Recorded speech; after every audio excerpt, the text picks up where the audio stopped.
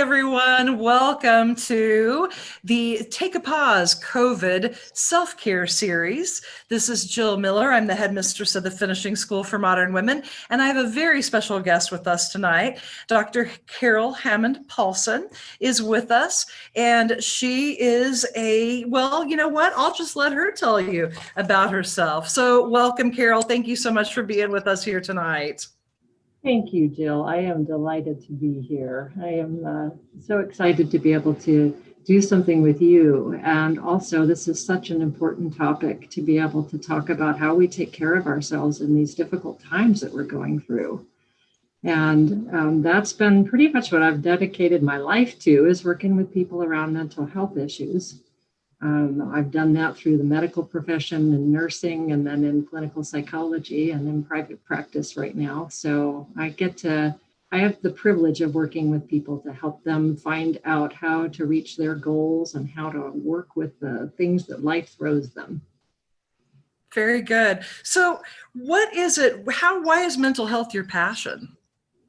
Well, I have always loved working with people. I have always felt good about being able to be there for them. I'm a natural empath, and my motivation for helping people, the reasons for that have changed over the years, but my passion has not changed. I started out I spent about 5 years as a child between 4 and 10 in and out of hospitals. Not for myself, but because my father had a terminal illness. And I observed that the people that were caring for my father and my family made such an amazing impact. And just one tiny act of kindness could make such a difference. And that was the period that I decided that I'm going to be involved in doing this, whatever this is, that helps people to get through things and feel better in their lives.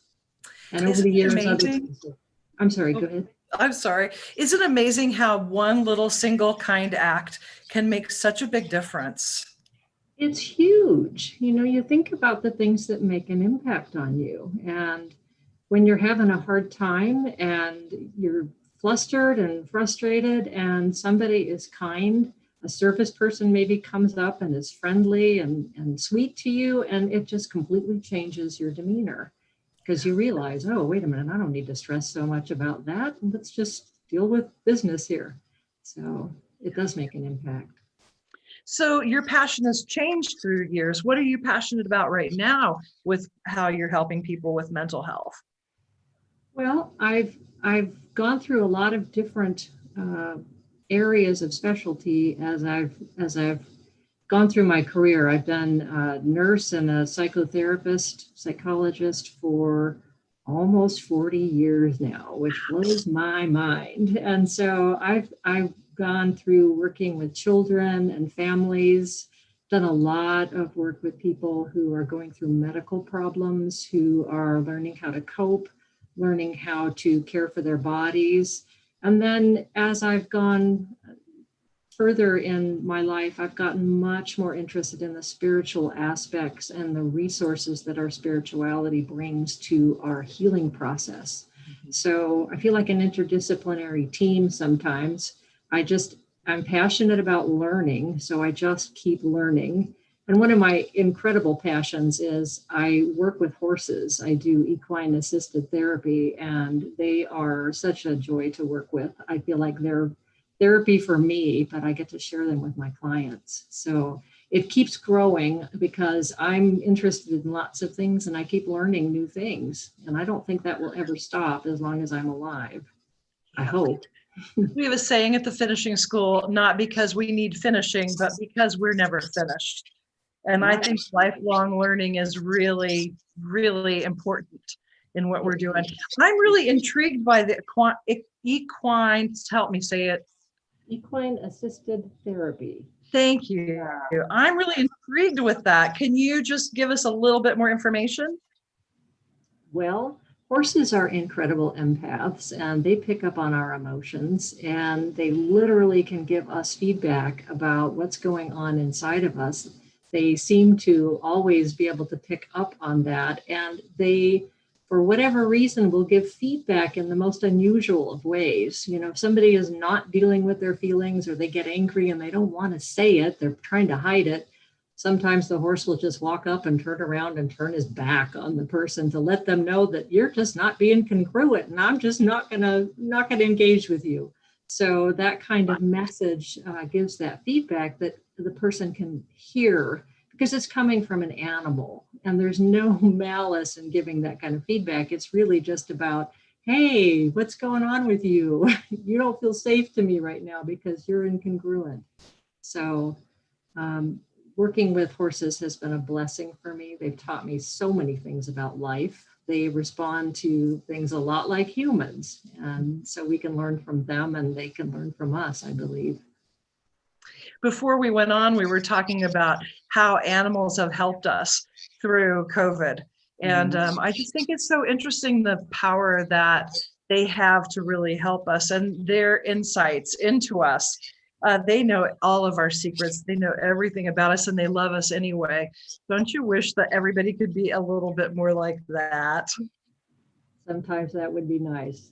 Absolutely. Except when my cat gets wonky on me. And if I'm stressed out and I come home and she's running back and forth going, meow, meow. I'm thinking, wait a minute, I think I need to calm down. Doing that stressed thing again. They really can feel it. Well, and we're all feeling a lot of stress right now with COVID and just so many other things going on right now in the world. There is just so much stress and pressure and trauma. I really believe that we're under a lot of trauma. What are you finding what are you finding when people are coming to you? Yeah, we are all reacting to the massive changes that are happening, that saying that there is a new normal, that we may not go back to the way it used to be before COVID. And that is forcing all of us to look at the basic structure of how we run our lives.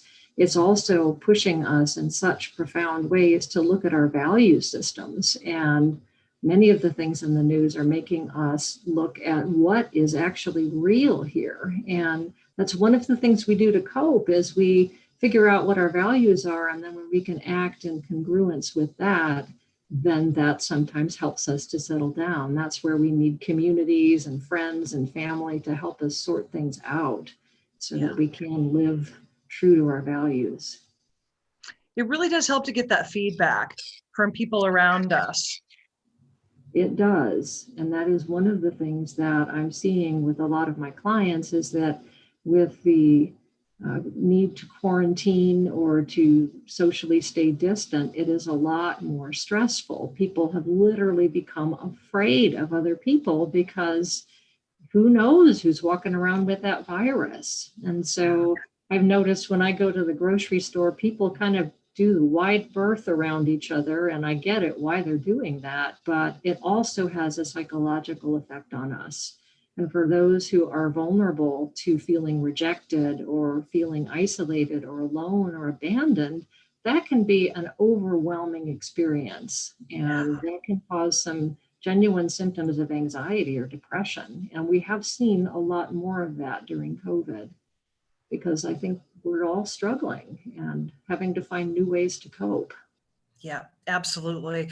You told me something that was really profound. Full disclosure, I have known Carol for probably 40 years now. Isn't that crazy? We've known each other for a really long time, and we've seen each other go through lots and lots of stuff over the years. But one thing that you told me that really helped me a lot was you talked about how you can tell the difference between trauma and stress. And you had told me at the time that it has a lot to do with our coping skills. Can you expand on that a little bit? Yeah, stress is a normal thing that happens to all of us. Of course, range of stress, it's on a continuum. Normal stressors, having to get out of bed and go to work, or get up and do whatever one does in one's home, clean the house, cook, make sure we have meals, things of that nature. All of that causes stress, but it's eustress, or healthy stress, when we are doing things that we can feel good about and we're accomplishing things and there isn't a crisis happening in the midst of doing our normal activities. That's healthy stress. Right. When it gets into unhealthy stress, we get overloaded. We find ourselves buried in too much stuff. We can start to develop symptoms of anxiety and distress. And the difference between even unhealthy stress and trauma is that with trauma, there's always some kind of event or situation that perhaps took place over a long period of time, like developmental trauma, trauma that happens in childhood where maybe a child's needs are not met as they needed to be. That can develop into insecurities, distrust, all kinds of other things that are hallmarks of trauma and that make it more difficult for them to connect with other people. Trauma always has a quality of reliving the past, where we go into a new situation, and because we've had some manner of trauma, we might not feel safe in that new situation. We might walk into a room full of people, and they might be the friendliest, kindest, most big-hearted people that we could meet. And we might walk in and feel afraid of them if we've had trauma that makes us distrustful or that makes us concerned about our safety. So stress and trauma are similar. There is always stress with trauma, and they're both nervous system responses that we have. Trauma is a little bit more significant than stress, typically. So this feeling of when we're feeling abandoned or rejected because of the distancing that we're having with people, that would be an example of trauma, right? That the past situation, something that somebody had been through. That's right. If somebody had some circumstances in their life where they were abandoned or where they didn't have parents that they could turn to help them through difficult times, the social isolation with regard to COVID might trigger some of those feelings of being all alone, of not being worthy of love and contact, things of that nature. Those are all hallmarks of trauma or distressed past memories that we might carry. Could it be too that right now there are things that are coming up for people and they may just be feeling, I don't know how to say it other than just icky, but they don't really understand why? Is that be something common with this? Absolutely. You know, some of the symptoms that we're not coping well might be that we would have some physical symptoms like just not feeling good, what we call malaise. The gut just doesn't feel good. We feel achy, our body hurts, maybe we feel a little stiff, we're not moving around enough, we may not be sleeping, we may lose our appetite, or on the other hand, you know, wanting to eat to cope and not eating healthily. Those are all some signs that stress might be getting out of control for people. And that's where reaching out to other people is very important. And even online, I think there's this thing about being zoomed out these days. And we're all up to our eyeballs with being online. But that is not a bad way to stay in contact, especially for those people who are high risk for COVID and need to stay safe. Masks are a good idea if you go out, absolutely. But sometimes people don't even feel safe enough to go out. But the human contact, or even contact with a pet, some kind of contact with another living being is really significant for helping us stay stable. That's just how human beings are made. That's our makeup. So finding ways to reach out. And sometimes that can be watching things on YouTube or watching movies or whatever. You feel somehow connected to other people's lives by seeing their stories. Those kinds of things can help too. But ultimately, having somebody to reach out to when you're feeling overwhelmed is really important right now. Yeah. I found for myself that, especially in the beginning, I was hardly getting out of the house at all. And even just going outside, even just being outside in nature was a really helpful thing for me. Yes, absolutely. If we can get outside, there's another interesting thing that's come out recently, and that is there were some studies that looked at homeless shelters in some of the big cities like San Francisco and Chicago and New York. And they did COVID tests on these homeless people that were staying in shelters at night and then going out during the day.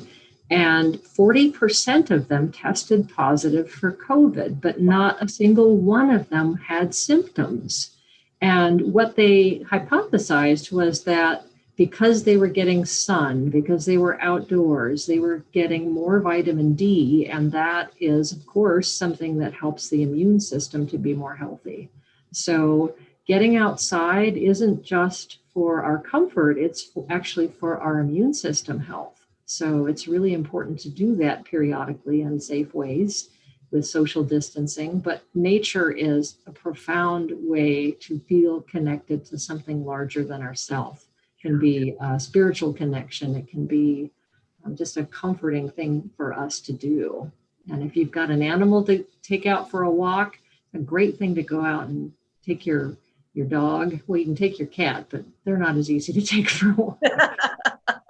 They make these strollers for them. Have you seen those? I have not. One of my cats would go nuts if I did that to them. I would pay They're for hilarious. They're hilarious, but I love them at the same time. They're just too funny. I've noticed from people too, people have told me I've never felt depressed in my life, and I'm feeling depressed now. that. Yes. Let's talk about that for a second. Yeah. You know, we really do rely a lot on the stability of other people in our lives and on the stability of routines and some predictability and need to control our environment a little bit. And with what's happening, we all have less control over our environments and even over how often we might see other people or how often we go into work with those of us that are doing things on the computer at home. So that can have a really big impact on our mood. And certainly sitting in front of a computer all day long has impacts on our brain waves and can make it hard to sleep. And once you get into a cycle of not sleeping well, it's easier for our mood to drop and for us to feel more down in the dumps or unhappy. And so paying attention to that is very important. And to that end, we want to make sure that we're eating in a healthy way, getting out and moving our bodies, stretching, doing yoga, other kinds of things that can help with those kinds of symptoms. They actually help us be less depressed. So those are very important to add to our routine. And, you know, there's all kinds of things on the internet that we can look up, like yoga lessons for elderly people if you need to do yoga in a chair or stretches that are healthy. There's lots of resources. We just have to be looking for them and realize that they're there. And sometimes we get so overwhelmed, we forget to look. We forget to go investigating, or we get used to, you know, that boiling frog syndrome. We get used to the water is getting hotter and, you know, we're starting to boil, but we're not thinking that there's anything wrong until we're kind of boiled. So, Yes. so that I feel that depression is one of those things that can kind of sneak up on us. And monitoring our appetite and our sleep and our energy and our motivation level, those are all things that are the subtle signs of depression that we can pay attention to. And we can take some action. We can take vitamins, and you know, if you can't get outside, take extra vitamin D. Talk to your doctor about what's a good nutrition program for you if you need help with that, or a nutritionist or somebody who can help with that. Yeah. You talked a little bit about people are feeling more anxiety, or they're showing more, I can't remember exactly how you said it, but anxiety is coming up more with people. If people haven't experienced a lot of anxiety before, sometimes that can feel like, what is wrong? What is going on with me? So what would be some of the symptoms of anxiety for people? Anxiety comes in a number of different forms, but all of the symptoms have to do with activation of the central nervous system. And it would come out in symptoms like feeling fluttery feelings or butterflies in the gut, palpitations in the heart, headaches, aches and pains in the body from the tight stress that we hold in the body. Those would be signs of longer term anxiety. We look at generalized anxiety as just a high level of anxiety out of your normal window, where you're just scared all the time or reacting as if something dangerous is about to happen, even when there isn't something specific that's going on. And then there's panic attacks, where we have a high level of anxiety for a brief period of time, but it feels like we're going to die.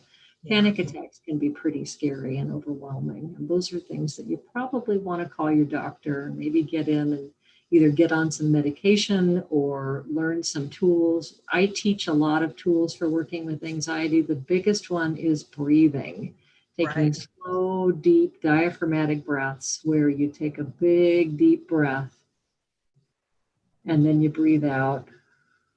And breathe out a little bit longer than your in breath, because that calms the heart, which is very activated in anxiety. So doing a breathing practice of about 10 to 15 minutes, once or twice a day, I usually recommend people do that before bedtime, because I use biofeedback when I see people in my office, and I can show them that their distress level in their heart rate variability comes down as they're doing the breathing. And I notice they start to yawn and they start to get sleepy. And I say, I bet you're getting sleepy. That's a sign your anxiety is going away, because your adrenaline just dropped out. And your cortisol is coming right down with it. So just simply breathing for 15 to 20 minutes is a huge intervention that one can do. The other thing you want to do is pay attention to what you are thinking. Our thinking is dramatically influenced in the level of anxiety and depression that we have. If we are talking about only those terrible things that might happen and doing the what if game, and the what if game is always about a catastrophe that could happen if this would occur, and what if that, and it's easy to go there, especially in a society that is generally pretty anxious right now. I advise some of my clients, please stop watching the news. You can get your news through the internet if you need to. Just read the subtitles. Don't look at the pictures. Don't keep going over and over the difficult things that are happening in our world. It's not about sticking your head in the sand and not knowing what's happening. It's about, don't expose yourself to that level of distress, because your body is having signs of upset about that, and anxiety and depression. So we have to take care of ourselves in lots of ways. And that means paying attention to, what are we eating? We don't eat bad food. We don't want to take in bad stuff. The bad stuff is too much stress, too much the overstimulation of the nervous system in the form of the pictures and things that we look at on the internet with things that are happening. Yeah, I'm a little bit of a doom scroller myself. I think it's interesting we have a new term for it, which is really kind of sad at the same time.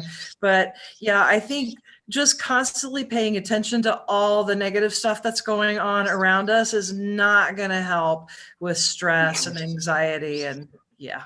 No, and we rationalize that if I just know what's going on, then I can prepare for it, then I can deal with it. And the truth is, there is a critical mass. We can only handle so much. And then we have to shut down, and we have to rest, and we have to recover, and we have to work at settling our nervous system. So very much paying attention to the internal cues that we have. We're looking a lot at external things that are going on and trying to problem solve, what can we do to make them better?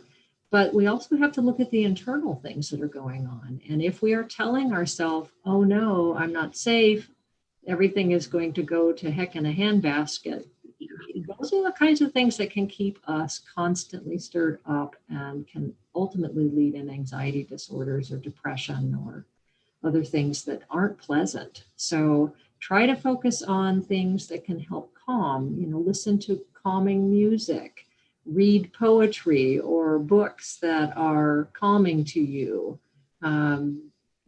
Do some exercise that gets some of that stress out of the body. Use aromatherapies to help calm the body. Aromatherapy is a really helpful tool. It goes right to the brain because our olfactory sense is connected differently to our brain than our other senses. It just goes right in. And so when you're smelling peppermint or something like that, it has an automatic calming impact on the body. So those kinds of things are much more helpful than trying to think our way out of things. We think our brain is so powerful and it's going to solve these problems and then we're going to feel better. But then we just go looking for more problems to solve. And that's not a good thing to do because we get overwhelmed. So self-care is critical right now. It and really that is. Physical self-care, you know, getting enough sleep, taking warm baths if that's what calms you down, or putting on lotion, or doing something that's kind to your body is really important. Yeah. Absolutely. It is really interesting how our bodies and minds are so connected, and that sometimes we don't realize how connected they are. That's absolutely the case. Yes. Our bodies are connected. And if we are thinking about things that are distressing, pay attention to where in your body is your stress coming out. For a lot of people, it's headaches or stomach aches or muscle aches and pains or other things that are having an impact on the body. And you just can't keep taking that stuff in and causing the body to be distressed all the time. So we have to pay attention to those signs. Those are subtle signs that tell us in the moment what's happening, but they also tell us long term, do I really want to feel this way and stay in this place? Because you can physically get ill from being anxious and scared all the time. Yeah, absolutely. Absolutely. So feeling anxious and scared all the time, and things are so ramped up for people. When should people look to seek professional help, and how would they go about that? Well, one of the things that you want to do is monitor your emotions and your body. Your body is going to tell you if it is in distress. It will tell you through pain. It will tell you through discomfort, through not feeling safe, through not feeling comfortable, through that icky thing that you talked about. And if that goes on for longer than a week or two, then you're getting into a pattern of distress that probably you could use some help with. So you can look in, you can call your primary care doctor and get in and see if, do you need medicine for that? Or you can go to a health food store and you can ask about supplements that might help you sleep, or things that can help you stay calmer. Or you can take a look on the internet to see what therapists in your area are available and maybe schedule an appointment and go in and talk about what's going on. At least get an idea of, is this something I need to pay attention to? There are so many tools. That's one of the things I absolutely love about my profession, is that so many new things have come out in the last 20 years, and profound things that help us to regulate ourselves, including yoga and mindfulness meditation, or meditation in general, and some of the other things that we can do in terms of working with how we think and the impact that that has on our bodies. And we can do some cognitive behavioral therapy and shift some of that thinking to more positive kinds of ways of thinking. Positive psychology also encourages us to look at, what are we grateful for? What are the kinds of things that help us to cope? What are the things that feed us with some of the good stuff? So we have to figure that out for ourselves sometime. For me, I go out and see the horses and I'm in a much better place, or I go out and take a walk and try to get some nature fix, and that helps me feel so much better. And that's true for most people. You know, if you can figure out what helps you feel better, do more of it.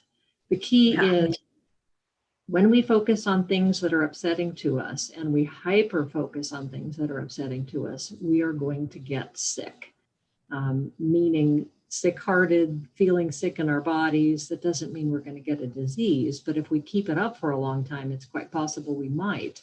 So one of the things that somatic psychotherapy teaches us is don't focus on the vortex of trauma that might be going on in your mind or your body. Focus on the more connected vortex of people and loving relationships and things that make you feel good. It might be learning to paint or working with animals or collecting rocks or flowers or gardening or working in the earth, sticking Making our art. making art, all of that. Those are all things that help us refocus on a more positive and help us not fall into the abyss of fear and anxiety and distress that it can be easy to fall into when we've gotten down that road too far. Yeah. I cannot believe how fast our time went tonight. Can you believe it? That We is are, really I know, we're nearly at the end. So you've given us lots of really great advice and some really quick, easy things that we can do to take care of ourselves. Any final words of wisdom for everybody tonight? well, the most important thing is keep up hope and be kind to yourself, be compassionate to others, and just try to get enough rest and be sure to take care of your body. Those are the biggest things. If you do that, you're going to make it through this for the most part. And we just have to all kind of encourage each other and try to keep focus on hope. That's really the thing we can do to stay healthy. I agree. Well, thank you again so much for being with us here tonight. It was really interesting, and I know I learned a lot that will help me with my own self-care. So I will have after the video processes and I add it to my website or to the YouTube site. I'll put a link so that you know how to get a hold of Carol if you are needing to get a hold of her. And of course, you always know where I am at the Finishing School for Modern Women. So again, thank you so much, Carol, for being here. We really appreciate you. And you have a really great night. Thank you. Bye-bye, everyone.